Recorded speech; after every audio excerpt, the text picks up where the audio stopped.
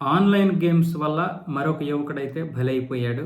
హైదరాబాద్ మాదాపూర్‌కి చెందినటువంటి అరవింద్ అనే ఒక డిగ్రీ చదువుతున్నటువంటి విద్యార్థి ఆన్‌లైన్‌లో డబ్బులొస్తాయని ఈజీ మనీకి ఆశపడి ఆడడం మొదలుపెట్టాడు. తర్వాత చివరికి లక్షలు పోగొట్టుకున్నాడు. తండ్రి కష్టపడి సంపాదించినటువంటి డబ్బును పోగొట్టుకోవడంతో మనస్తాపానికి గురై ఇంటి నుంచి పారిపోయాడు.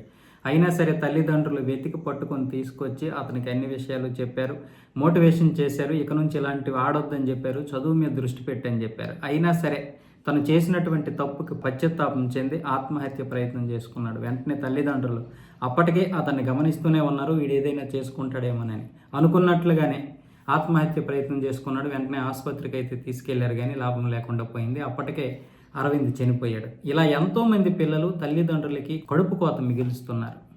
ఈ యాప్లు ఇప్పటికే అనేకమైనటువంటివి తెలియదు, అది గవర్నమెంట్ అయితే బ్యాన్ చేయడం జరిగింది. కానీ ఇంకా బ్యాన్ చేయాల్సినటువంటి యాప్లు చాలా ఉన్నాయి. అలాగే మనలో కూడా మార్పు రావాల్సినటువంటి విషయాలు కూడా చాలా ఉన్నాయి.